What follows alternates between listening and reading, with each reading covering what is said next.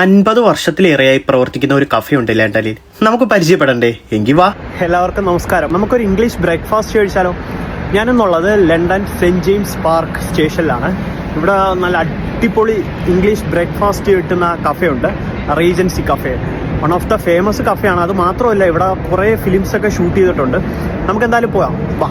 കയറി ചെല്ലുമ്പോൾ തന്നെ നല്ല തിരക്കാണ്.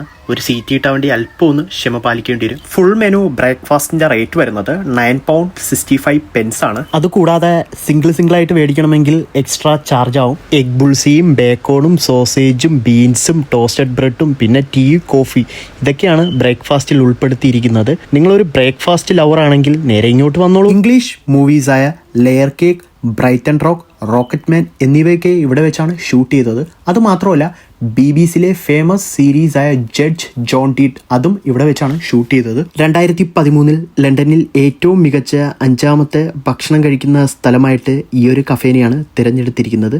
അപ്പോൾ ഇതിൻ്റെ ലൊക്കേഷൻ വരുന്നത് ലണ്ടൻ വെസ്റ്റ് മിനിസ്റ്റർ. താങ്ക്